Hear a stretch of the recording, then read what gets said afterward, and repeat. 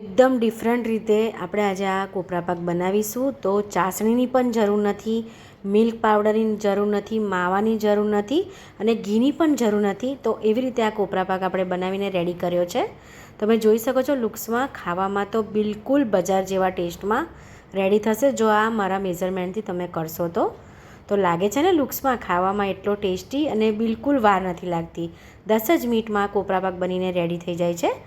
તો તેના માટે મેં એક નોનસ્ટિકનું પેન લીધું છે. અત્યારે આપણે આ ગેસ પર પ્રોસીજર નથી કરવાની.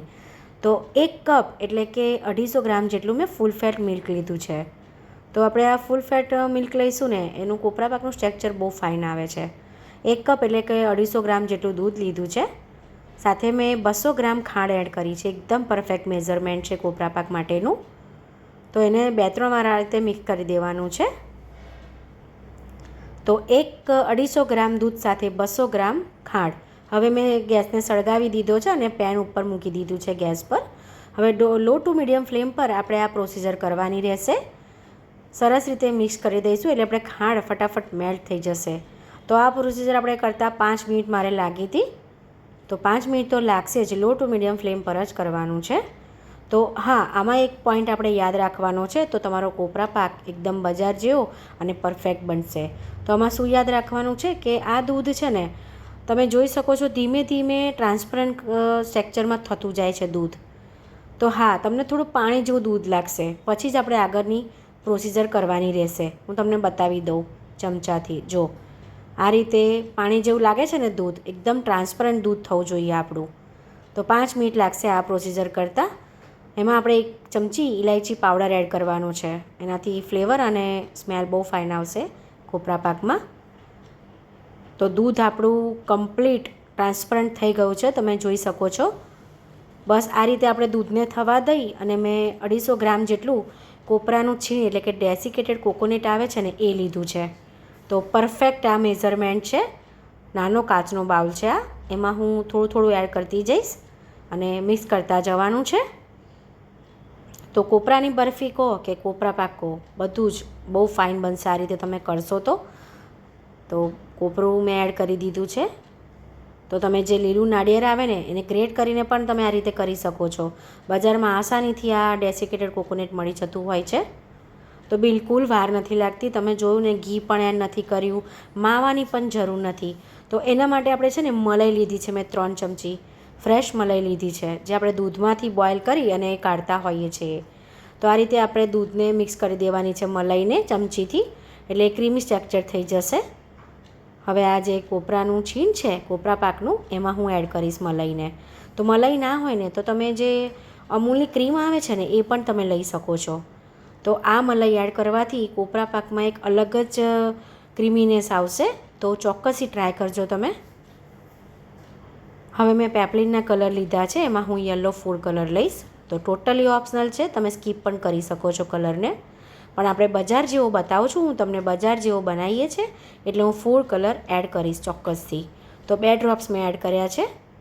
આ પેપલિનના કલર ફાઇન આવે છે. જુઓ તમે એનું સ્ટ્રક્ચર છે ને એકદમ ક્રીમીનેસ. હું તમને નજીકથી બતાવું છું એટલે તમને ખ્યાલ આવે ફ્રેન્ડ્સ. જોઈ શકો છો. બસ આપણો આ કોપરા પાક રેડી છે. બિલકુલ વાર નથી લાગતી અને પેનથી છૂટું પડી ગયું છે. હવે હું તમને નજીકથી ફરી બતાવી દઉં. જો એનું સ્ટ્રક્ચર. હવે મેં જે ઘી એડ કરી અને જે પ્લેટ લીધી છે એવી તમારી સાથે હોય તો તમે લઈ શકો છો. અધરવાઇઝ તમે જો રોજ રેગ્યુલરમાં જમતા હોય ને એ થાળીમાં પણ તમે આ રીતે ઘીને ગ્રીસ કરી અને કોપરાનું જે આપણે આ સ્ટ્રક્ચર છે એને તમે લગાવી શકો છો આ રીતે. તો આ રીતે સ્પેચ્યુલાની મદદથી આપણે પ્રેસ કરી દઈશું. તો બિલકુલ એકદમ પરફેક્ટ આપણો આ કોપરા પાક બનીને રેડી થઈ ગયો છે. તો તમારે જો થીક રાખવો હોય ને એ પ્રમાણે તમારે આ સ્પ્રેડ કરવાનું રહેશે થાળીમાં. તો મારી સાથે આ પ્લેટ છે એની જે અલગ આવે છે એ પ્લેટ છે, એમાં હું કરીશ. તો બસ મારે થોડો થીક રાખવાનો છે ને એટલે હું આ રીતે સ્પ્રેડ કરીશ આટલું. હવે ચાંદીની વરખ છે ને એ લેવાની છે. તો કોપરા પાકને આપણે છે ને 5 મિનિટ ઠંડો થવા દેવાનો છે. તો તમે ફ્રીજમાં પણ ફટાફટ મૂકી અને 5 મિનિટ ઠંડો થવા, જો તમારે ઉતાવળ હોય ને તો તમે ફ્રીજમાં પણ મૂકી દો છો. અને મારે 5 મિનિટ થઈ ગઈ છે, મેં ફ્રીજમાં જ મૂક્યું હતું.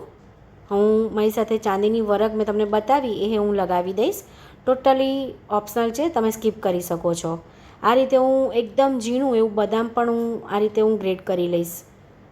અને થોડી હું સ્લાઇસમાં પણ મેં બદામ કટ કરી છે, એ પણ હું એડ કરી દઈશ. એટલે બજારમાં મળે છે ને એવો કોપરા પાક આપણો લુક્સમાં લાગશે અને ખાવામાં એટલો ટેસ્ટી લાગશે. તો આ વરખ છે ને બજારમાં આસાનીથી મળી જતી હોય છે, જે ગાંધીની દુકાન હોય છે એનીમાં. તો તાબેતો છે અને નાઇફ છે, તો આપણે લગભગ તો નાઇફથી કટ કરતા હોય છે. પણ નાઇફથી તમે જો આ રીતે સ્પેચ્યુલાથી જો તબેથો આવે છે ને, એ તબેથાથી તમે કટ કરો ને તો બિલકુલ પરફેક્ટ પીસ પડે છે એના. તમે જોઈ શકો છો મેં પીસ કરી દીધા છે. હું તમને કાઢીને પણ બતાવી દઉં. તો એકદમ થીક અને ટેસ્ટમાં એટલો સરસ અને કલરમાં પણ બજાર જેવો. તો ઇઝીલી પણ નીકળી જશે, કારણ કે આપણે ઘી લગાવ્યું હતું એટલા માટે નીચે પ્લેટમાં. તો લાગે છે ને લુક્સમાં ફાઇન. તો ખાવામાં એટલો ટેસ્ટી. હું તમને તોડીને પણ બતાવી દઉં. લો, એકદમ સોફ્ટ જોઈ શકો છો તમે. તો આ રીતે ચોક્કસથી ટ્રાય કરજો, ઘરમાં બધાને બહુ ભાવશે. અત્યારે દિવાળી છે, કોઈની પાસે ટાઈમ હોતો નથી, તો આ સ્વીટ ચોક્કસથી તમે ટ્રાય કરજો. રેગ્યુલરમાં પણ જો કોઈ મહેમાન આવવાના હોય તો ટાઈમ ના હોય તો આ રીતે ચોક્કસથી ટ્રાય કરજો. તો રેડી છે આપણો કોપરા પાક, એકદમ બજાર જેવો જ અને એકદમ ઇન્સ્ટન્ટ અને ડિફરન્ટ રીતે મેં તમને બતાવ્યો ફ્રેન્ડ્સ. આ રીતે તમે ચોક્કસથી ટ્રાય કરજો, એકદમ પરફેક્ટ મેઝરમેન્ટ છે. તો ફ્રેન્ડ્સ, મારી રેસિપીઝ ગમતી હોય તો મારી ચેનલને લાઇક, શેર અને સબસ્ક્રાઈબ જરૂરથી કરી લેજો. આપણે કન્ટેનરમાં સ્ટોર કરી દઈશું કોપરા પાકને, તો તમે બહાર પણ રાખી શકો છો અને ફ્રીજમાં પણ મૂકી શકો છો. Thank you.